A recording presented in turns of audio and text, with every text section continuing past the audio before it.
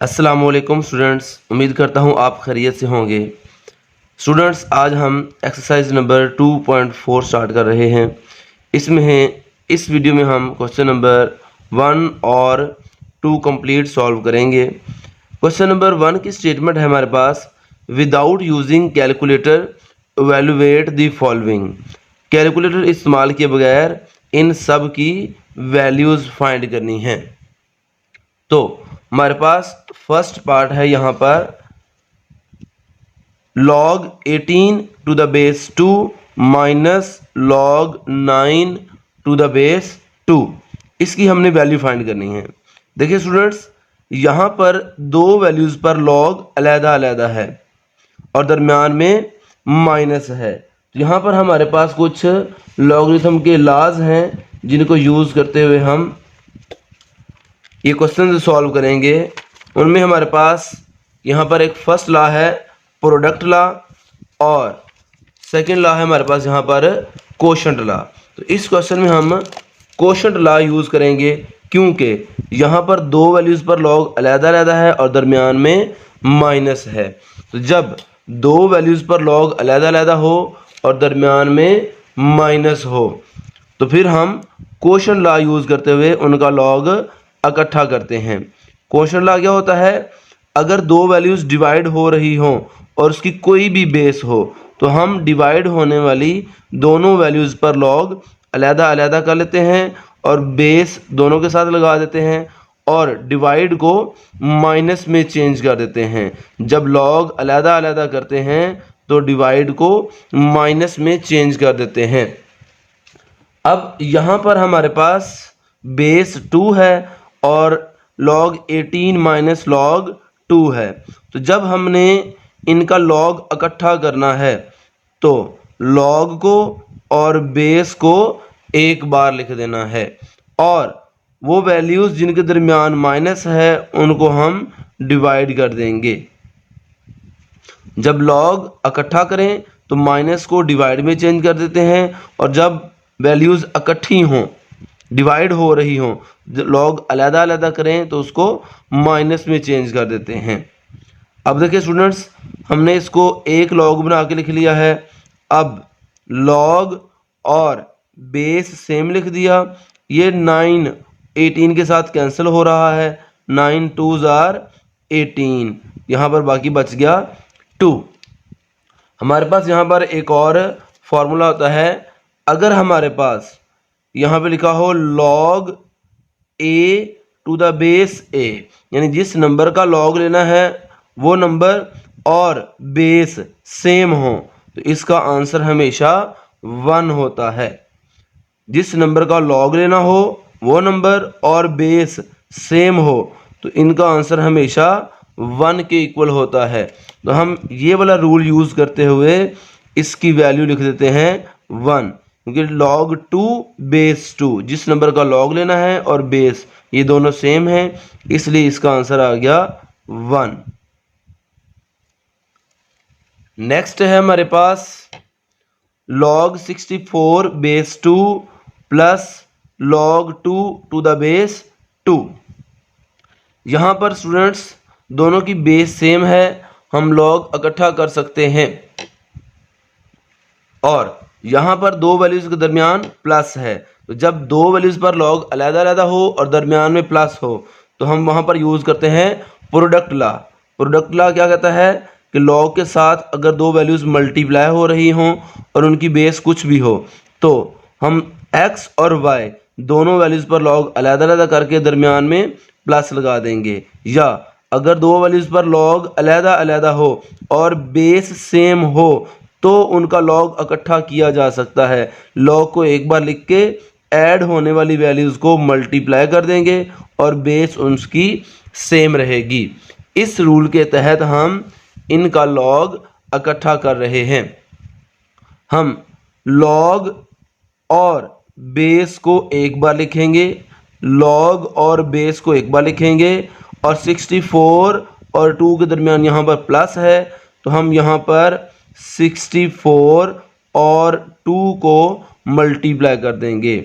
जब log इकट्ठा करें तो ऐड होने वाली वैल्यूज़ को मल्टीप्लाई कर देते हैं। उसके बाद लॉग और बेस वैसे का वैसे लिख दिया। 64 को 2 से मल्टीप्लाई करें तो आंसर आता है 128। अब हम इसको मज़ीद सिंप्लीफाई करते हैं। लॉग बेस 2 वैसे की वैसे लिखी। 128 की जब आप इस तरीके से फैक्टराइजेशन करेंगे तो ये 7 टाइम्स 2 पर डिवाइड होगा। तो हम यहाँ पे लिख सकते हैं 128 की जगह पर लिख सकते हैं 2 की पावर 7, यानी 2 को 7 टाइम्स 7 बार मल्टीप्लाई करें आपस में तो आंसर आता है 128। अब देखिए स्टूडेंट्स, एक और लॉ है हमारे पास, पावर लॉ। आपकी बुक में लिखा हुआ है पावर लॉ, log x की power n to the base b is equal to n log x to the base b। यानी जिस नंबर का log लेना हो, उस नंबर के ऊपर कोई पावर हो तो वो पावर हम log के स्टार्ट में लिख सकते हैं और बाकी वैल्यू वैसे की वैसे, इसे कहते हैं पावर लॉ। तो यहाँ पर हम पावर लॉ यूज़ करते हुए इस 7 को log के स्टार्ट में लिख देंगे। log 2 की पावर 7 वो 7 log के स्टार्ट में लिख सकते हैं। बाकी बच गया हमारे पास log 2 टू द बेस 2। अब हमने इस रूल की मदद से ही log a to the base a, जिस नंबर का log लेना है और बेस सेम हो तो उसका आंसर 1 होता है। तो ये रूल यूज़ करते हुए हम इसका आंसर 1 लिख सकते हैं। इधर भी 2 है और इधर भी 2 है, तो ऐसी वैल्यू का log लेना हो तो उसका आंसर 1 होता है। 7 को 1 से मल्टीप्लाई करेंगे तो इसका आंसर आएगा 7। नेक्स्ट है हमारे पास पार्ट नंबर 3। इसमें अगर हमने पावर लॉ ही यूज़ करना है पहले, अगर log वाली वैल्यू से पहले कोई वैल्यू लिखी हो तो उसको पहले हमने पावर में लेके जाना है। जब हमने log इकट्ठा करना हो, यहाँ पर देखें ये भी log है और ये भी log है, बेस सेम है और इसके दरमियान माइनस है। जब 2 या 2 से ज़्यादा वैल्यूज़ पर log अलग-अलग हो और उनकी बेस सेम हो तो उनका log इकट्ठा किया जा सकता है। लेकिन उससे पहले अगर log के स्टार्ट में कोई वैल्यू लिखी हो तो पहले उसको पावर में लेके जाते हैं। तो हम ये पावर लॉ ही यूज़ करते हुए log 8 टू द बेस 3, अब log के स्टार्ट में जो पावर लिखी हुई है 1/3, उसको हम 8 की पावर में ले जाते हैं। जैसे हम इस पावर को स्टार्ट में लिख सकते हैं, वैसे ही कोई पावर अगर स्टार्ट में लिखी हो तो उसको हम पावर में ले जा सकते हैं। Minus log 18 to the base 3। अब हम log वैसे का वैसे लिखा, बेस वैसे ही लिखी। ये जो 8 लिखा हुआ है, 8 को हम लिख सकते हैं 2 की पावर 3। 2 को 3 टाइम्स 3 बार मल्टीप्लाई करें, 2 मल्टीप्लाई 2 मल्टीप्लाई 2, तो इसका आंसर आता है 8। इसलिए हम 8 को लिख सकते हैं 2 की पावर 3। और इसके बाहर जो 1/3 लिखा हुआ है वो वैसे का वैसे लिख दिया। अब ये 3 इस 3 के साथ कैंसिल हो गया। Minus log 18 to the base 3 वैसे का वैसे लिख दिया। अब बाकी क्या बच गया वो लिख रहे हैं हम, log 2 to the base 3 minus log 18 to the base 3। इसके बाद अब हम इसका log इकट्ठा कर सकते हैं। जब हम log और बेस को एक बार लिखेंगे तो इनके दरमियान माइनस है, तो हम 2 और 18 को डिवाइड कर देंगे। हम यहाँ पे लिखेंगे 2 डिवाइडेड बाय 18।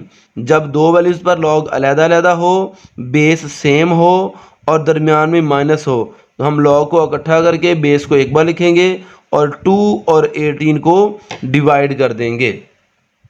अब यहाँ पर हमारे पास 2 और 18 कैंसिल हो रहा है, 2 1s are 2, 2 9s are 18। तो हम यहाँ पे लिखेंगे log 1/9 टू द बेस 3। अब हम लिखते हैं log 1/9 को लिख सकते हैं 3 की पावर 2 और इसकी बेस 3। अब log ये 1/3 की पावर -2 है। हमने चैप्टर नंबर 1 में भी सीखा था, अगर कोई वैल्यू डिनोमिनेटर में हो उसको ऊपर लेके जाएं तो उसकी पावर का साइन चेंज हो जाता है। जब 1 के नीचे वाली वैल्यू को ऊपर लेके जाएंगे तो इसकी पावर का साइन चेंज हो जाएगा और ये बेस वैसे की वैसे लिख देंगे। अब हम पावर लॉ यूज़ करते हुए ये जो -2 है इसको हम स्टार्ट में ले जा सकते हैं। इसको हम log के स्टार्ट में लिखते हैं -2 log 3 टू द बेस 3। तो -2 को मैं log के स्टार्ट में ले गया। इसके बाद मैं लिखता हूं -2। अभी हमने पढ़ा है ये रूल हमने पढ़ा है log a to the base a is equal to 1 होता है। ये नंबर और ये नंबर सेम हो तो ऐसी वैल्यू का log 1 के इक्वल होता है। तो यहाँ पर भी हमारे पास लिखा है log 3 टू द बेस 3। तो इसका आंसर हम लिख देते हैं 1। और -2 को 1 से मल्टीप्लाई करेंगे तो इसका आंसर आ जाएगा -2। ये इसका फाइनल आंसर है। नेक्स्ट है हमारे पास पार्ट नंबर 4। इसका हमने वैल्यू फाइंड करनी है और यहाँ पर देखें log के स्टार्ट में 2 लिखा हुआ है। सबसे पहले हमने इस 2 को इस 2 की पावर में लेके जाना है। तो हम पावर लॉ यूज़ करते हुए इस 2 को इस 2 की पावर में लिख देंगे प्लस log 25। क्योंकि हमने इन दोनों का log इकट्ठा करना है तो जब तक log से पहले कोई नंबर लिखा हो तब तक हम log इकट्ठा नहीं कर सकते। पहले हमने log से पहले वाली वैल्यू ख़त्म करनी होती है फिर log इकट्ठा कर सकते हैं। अब हम प्रोडक्ट लॉ यूज़ करते हुए, प्रोडक्ट लॉ क्या होता है, जब दो वैल्यूज़ पर log अलग-अलग हो और उनकी बेस सेम हो। देखिए स्टूडेंट्स, यहाँ पर आपको बेस लिखी नज़र नहीं आ रही, तो जिस लॉगरिथम में बेस लिखी नज़र ना आए उसकी बेस ऑटोमेटिक 10 होती है। तो अगर किसी भी log की बेस 10 हो वो लिखने की ज़रूरत नहीं होती। जब हमें ज़रूरत पड़े हम बेस में 10 लिख लेते हैं, जब ज़रूरत ना हो हम बेस में 10 नहीं लिखते। तो हम अब देखें बेस सेम है, हम बेस को एक बार लिखकर log को एक बार लिखकर इन वैल्यूज़ को मल्टीप्लाई कर देते हैं। 2 की पावर 2 का आंसर होता है 4, प्लस को मल्टीप्लाई में चेंज किया और 25। तो जब दो वैल्यूज़ पर log अलग-अलग हो और दरमियान में प्लस हो तो हम log इकट्ठा करके प्लस को मल्टीप्लाई में चेंज करते हैं। तो अब ये बन गया log 4 को 25 से मल्टीप्लाई करें, ये बन जाएगा 100 और इसकी बेस में 10। अब log 100 होता है 10 की पावर 2। 10 की पावर 2 का मतलब है 10 को 10 से मल्टीप्लाई करें, 10 को 10 से मल्टीप्लाई करेंगे तो आंसर आता है 100। इसलिए हम 100 को लिख सकते हैं 10 की पावर 2 और बेस वाला 10 वैसे का वैसे ही। अब हम पावर लॉ यूज़ करते हुए इस 10 की पावर जो 2 है उस 2 को log के स्टार्ट में लिख देते हैं, तो बनेगा 2 log 10 टू द बेस 10। अब हम यहाँ पर लॉ यूज़ करते हुए log 10 टू द बेस 10 का आंसर क्या होता है 1। क्योंकि पिछले क्वेश्चंस में हमने एक प्रॉपर्टी पढ़ी है log a to the base a, इसका आंसर 1 होता है। तो इस रूल को यूज करते हुए हमने इसका आंसर 1 लिख दिया है। अब 2 को 1 से मल्टीप्लाई करेंगे तो इसका आंसर आ जाएगा 2। नेक्स्ट है हमारे पास पार्ट नंबर 5। हमने इसकी वैल्यू फाइंड करनी है। तो सबसे पहले ये दो वैल्यूज पर लॉग अलग-अलग है, इनकी बेस सेम नहीं है, इसलिए हम इनका लॉग इकट्ठा नहीं कर सकते। इसलिए सबसे पहले हम देखते हैं इस लॉग से पहले 1/3 है। हम इस 1/3 को पहले लॉग की पावर में लेके जाते हैं। यह है 64, इस 1/3 को हम 64 की पावर में ले जाते हैं और इसकी बेस 4 है। प्लस यहाँ पर लॉग से पहले 2 लिखा हुआ है, हम इस 2 को भी 25 की पावर में ले जाते हैं और बेस में 5 वैसे का वैसे लिख दिया। अब हम 64 लिखा है, 64 की पावर 1/3 है, मैं 64 को लिख सकता हूँ 4 की पावर 3, क्योंकि 4 को 3 बार मल्टीप्लाई करेंगे, 4 × 4 × 4, इसका आंसर आएगा 64, यानी 4 की पावर 3 का आंसर होता है 64। तो हम 64 को लिख सकते हैं 4 की पावर 3 और इसके बाहर 1/3, बेस में 4 वैसे का वैसे ही, प्लस लॉग ये है 25 की पावर 2, 25 की पावर 2 का आंसर होता है 625, यानी 25 का स्क्वायर लें तो आंसर आएगा 625 और इसकी बेस में 5 वैसे का वैसे ही लिख दिया। अब देखें जो 64 को हमने 4 की पावर 3 लिखा, ये 4 3 इस 3 के साथ कैंसिल हो जाएगा, बाकी हमारे पास बच गया log 4 to the base 4 plus log, अब यहां पर है 625, 625 को हम लिखते हैं 5 की पावर 4 और इसकी बेस में 5। याद रखें 5 की पावर 4 का आंसर होता है 625। तो पावर लॉ यूज करते हुए log 4 बेस 4, ये वाला रूल यूज करते हुए log a बेस a का आंसर 1 होता है। इस रूल के तहत हम log 4 बेस 4 का आंसर 1 लिख सकते हैं। प्लस अब पावर रूल यहाँ पे यूज करेंगे, ये जो 4 पावर में है, 5 की पावर में 4 है, ये 4 स्टार्ट में लिख दें और यहाँ पर बचेगा log 5 बेस 5। तो यहाँ पर हमारे पास 1 वैसे का वैसे प्लस ये 4 वैसे का वैसे, log 5 बेस 5 का आंसर 1 हो गया और इस 4 को पहले 1 से मल्टीप्लाई करेंगे, 4 1 ज़ा 4 और 1 और 4 को ऐड करके आंसर आ जाएगा 5।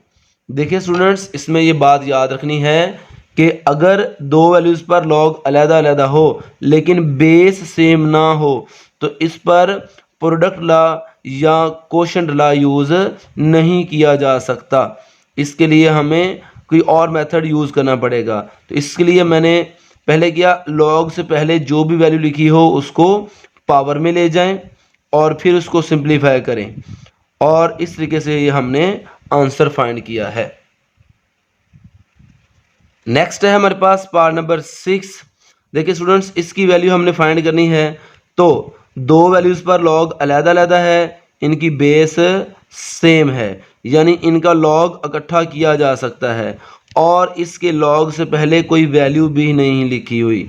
अगर लॉग से पहले कोई वैल्यू ना लिखी हो और बेस सेम हो तो लॉग इकट्ठा किया जा सकता है। लॉग को एक बार लिखा और बेस को एक बार लिखा। अगर इन वैल्यूज़ के दरमियान प्लस हो तो हम लॉग को एक बार लिख के प्लस होने वाली वैल्यूज़ को मल्टीप्लाई में चेंज कर देंगे, प्लस का साइन मल्टीप्लाई में चेंज करेंगे और ये बन जाएगा 0.25। 12 मल्टीप्लाई 0.25। अब हम लॉग और बेस वैसे का वैसे लिखा। आप 12 को 0.25 से मल्टीप्लाई करेंगे तो आंसर आएगा 3। अब देखिए हमने जो पीछे रूल पढ़ा कि अगर जिस नंबर का लॉग लेना हो वो नंबर और बेस सेम हो तो इसका आंसर 1 होता है। इसलिए log 3 बेस 3 सेम है, इसलिए इसका आंसर क्या आएगा 1।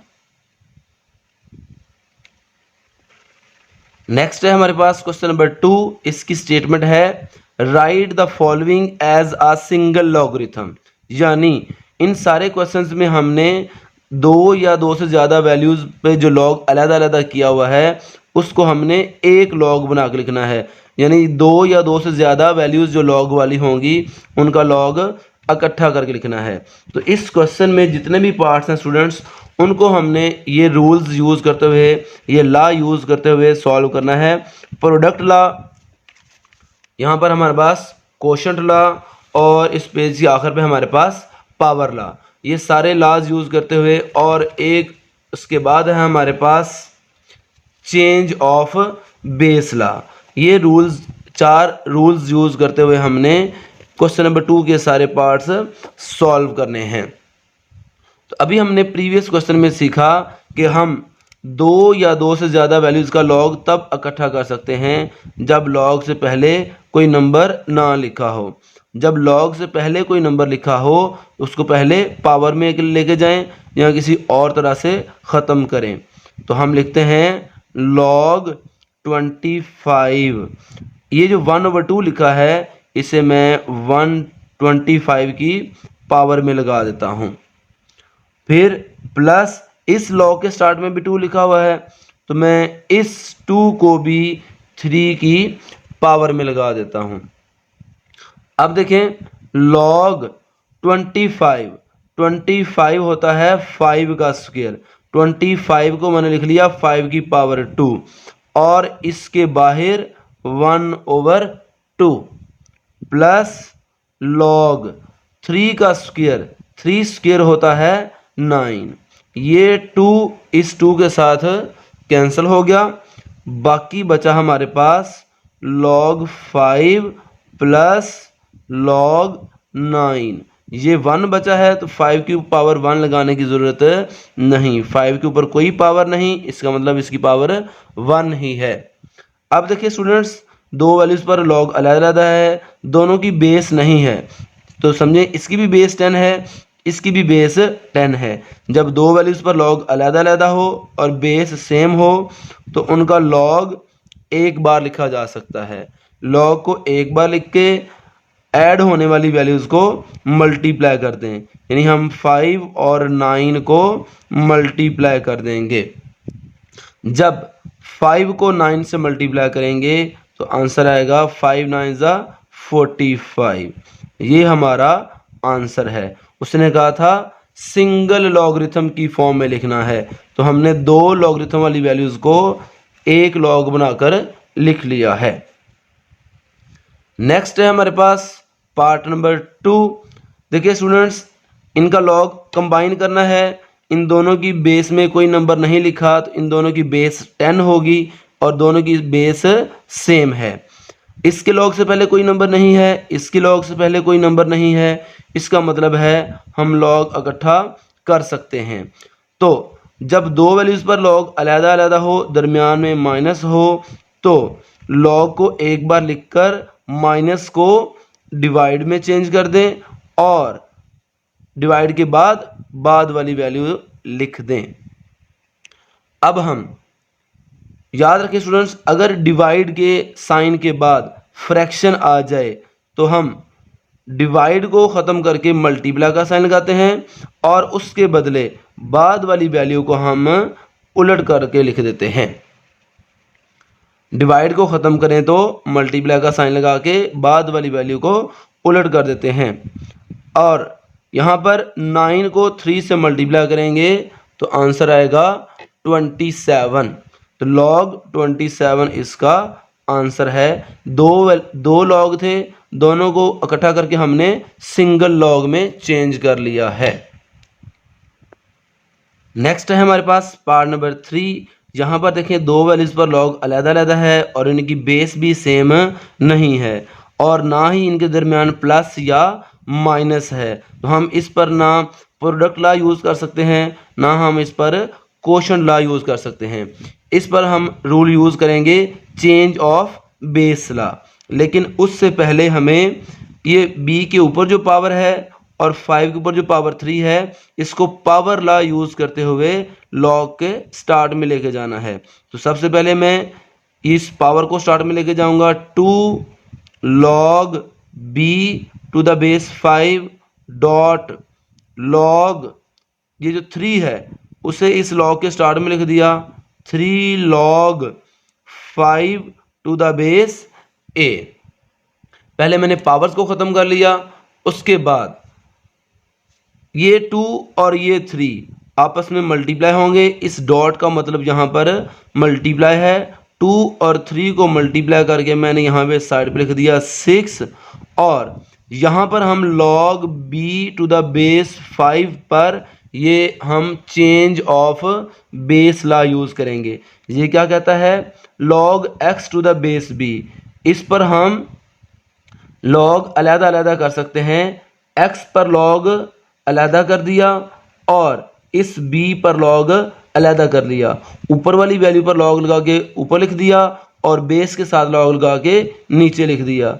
और इसकी बेस पहले b थी, अब हमने बेस चेंज करके कोई और बेस लिख दी है, बेस a लिख दी है। तो इस तरीके से हम इनकी base change of base law use करके log अलग कर सकते हैं। तो यहाँ पर हम लिखते हैं log b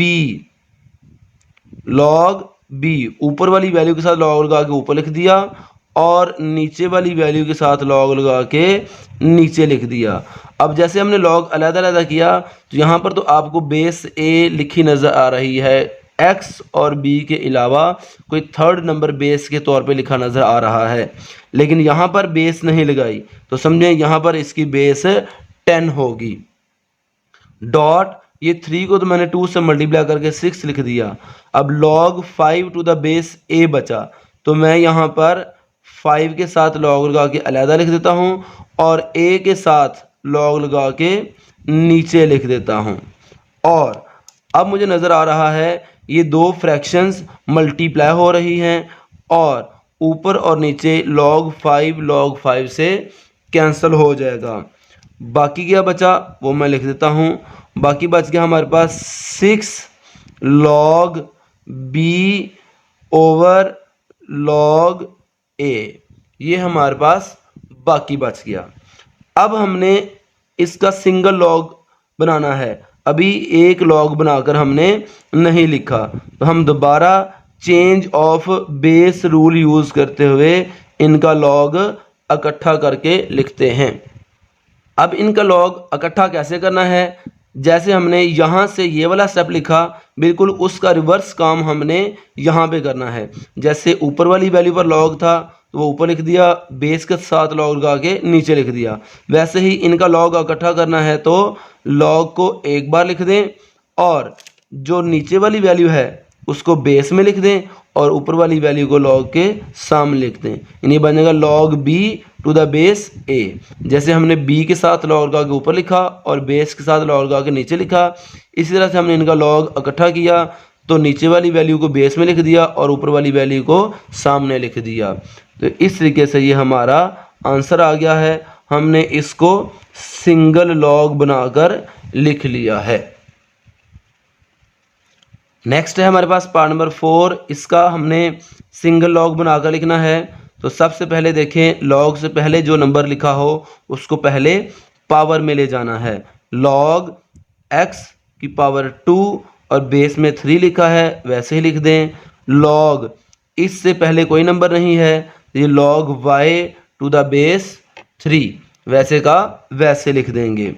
उसके बाद देखिए स्टूडेंट्स, यहाँ पर log से पहले कोई नंबर नहीं है और बेस सेम है और दरमियान में प्लस भी है। बेस सेम हो, दरमियान में प्लस या माइनस हो और log से पहले कोई नंबर ना हो तो उनका log इकट्ठा किया जा सकता है। हम लॉग को और बेस को एक बार लिखेंगे और यहाँ पे एक्स स्क्वायर और ये वाई लिखा हुआ है, एक्स स्क्वायर और y को मल्टीप्लाई कर देंगे। तो ये ही हमारा आंसर है, हमने सिंगल लॉगरिथम की फॉर्म में लिख लिया है।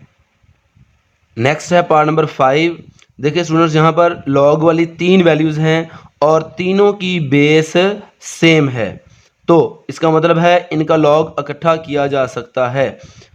लेकिन उससे पहले, लॉग से पहले जो नंबर लिखा हो उस नंबर को पहले पावर में ले जाना है।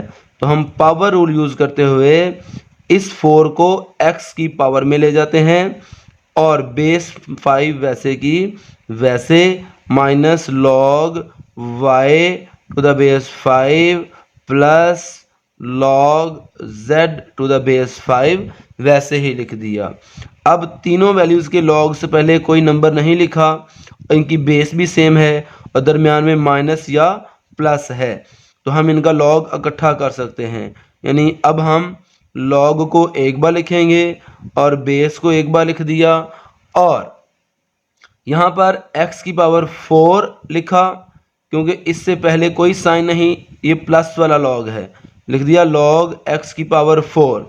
और यहाँ पर लॉग z से पहले प्लस है, तो जब हम लॉग इकट्ठा करते हैं तो जिन वैल्यूज़ के लॉग से पहले प्लस होता है उस प्लस को मल्टीप्लाई में चेंज कर देते हैं, और जिस वैल्यू के लॉग से पहले माइनस होता है उस माइनस को डिवाइड में चेंज करते हैं, और उसके बाद जो वैल्यू लिखी होती है उसको हम डिनोमिनेटर में लिख देते हैं।